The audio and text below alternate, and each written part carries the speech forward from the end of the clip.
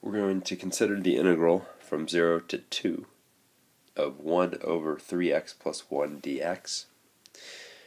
If you were to evaluate this, you'll find that its exact value is about 0.649, and we're going to compare this with what we get as approximations with both the midpoint rule and the trapezoid rule. So if I'd like to use the midpoint rule, so 0 to 2 of 1 over 3x plus 1, I do need to know how many subintervals I want to use. Obviously, the more subintervals I use, the more accurate I will be. In this case, we're told that n, the number of subintervals, will be 4. So in essence, this means that we're going to break up this entire piece into 4 parts. Graphically, that might look something like this. Its graph is, since we're focused only in the first quadrant, it's going to look something like this. And we're going from 0, and the whole thing equals 1, to 2. And at 2, the whole thing is 1/7.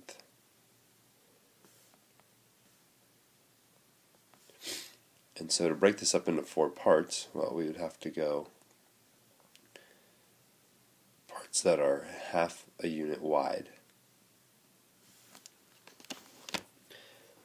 So for a midpoint rule, we are drawing rectangles, but the rectangles always happen at the middle of the interval. The height would be at the middle of the interval. So my height will be at 1/4, and at 3/4, and at 5/4, and 7/4 is where I will find the height of each of my rectangles.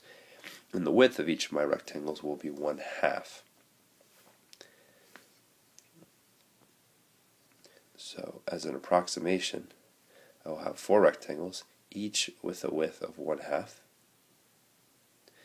and they will have different heights, and their heights will be this function's value at the midpoint of each interval for my rectangle. So again, at 1/4, 3/4, 5/4, and 7/4.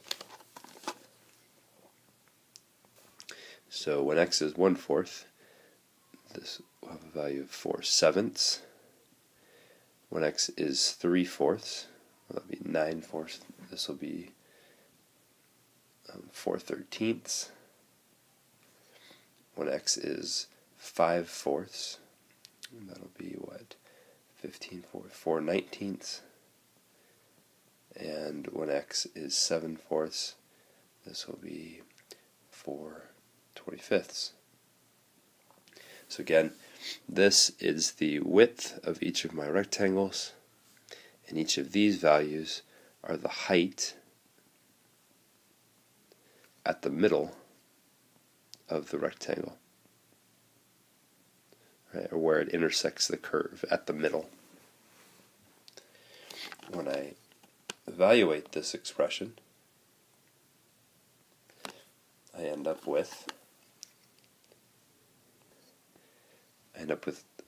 about 0.625, which is a pretty decent approximation compared to the actual answer, right? I'm off by, what was that, 2/100ths roughly, not quite 3/100ths.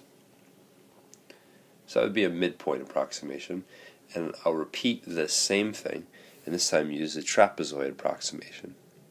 So I'm still doing the same thing. I'm evaluating the same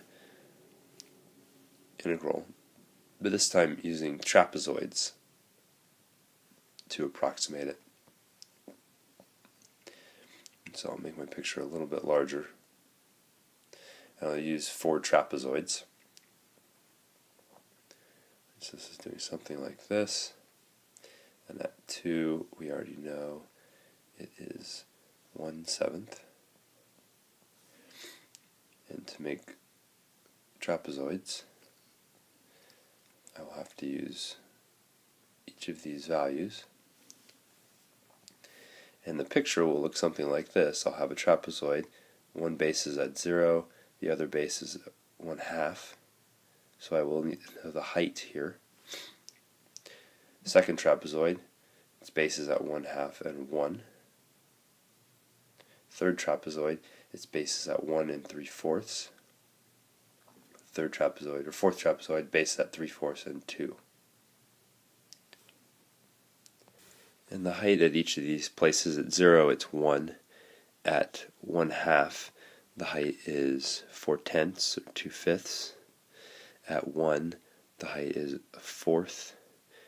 At 3/4, let's figure that out.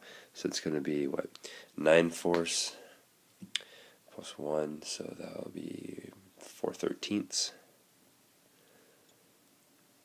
And at 2, as we already know, it should be 1/7. So notice what's going to happen. To find the area of each of these trapezoids, it'll be the height times the average of the bases. So for trapezoid 1, the height is 1/2, and I'm going to multiply by 1/2 again, and the bases end up being 1 2/5. The second trapezoid, well, it does have a height of 1/2, and I'm multiplying by 1/2 again, and the height and the bases are 2/5 and 1/4. And I'm just going to write this out so you can see the relationship between this and the formula, so to speak. So again, the height is 1/2. I'll be multiplying by half again when I take the average, and the bases are 1/4 and 4/13. Finally, last trapezoid, the height is 1/2. Multiply by a half again, and the bases are 4/13 and 1/7. Now notice this thing can get cleaned up quite a bit. Right? Out of all of these, I can factor out a 1/4, and I'm left with 1 plus 2/5 plus 2/5 again, because I'm using that base twice, right? I'm using it for this trapezoid the first time and for this trapezoid the second time. And that'll happen for all of the interior bases. They get used twice. It's only the exterior bases that get used once, which is why this will always be 2 times the exterior bases, or the interior bases, and 1 times the exterior bases. And some of you will just memorize this formula, that's fine. Personally, I always just think about it in terms of areas of trapezoids, because it's not always this clean. But when it is this clean, the formula is nice. This expression, once we evaluate it, is equal to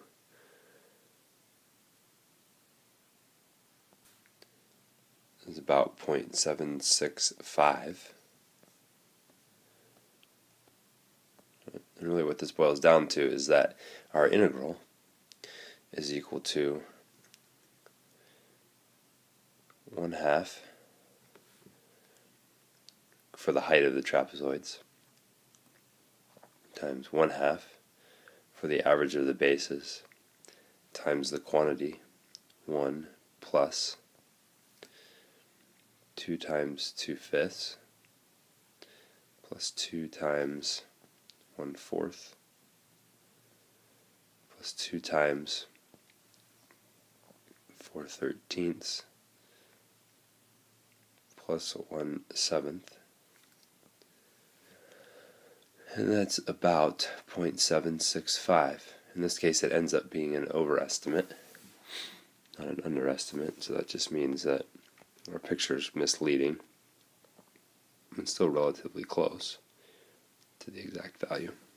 So we have a trapezoid and a midpoint approximation.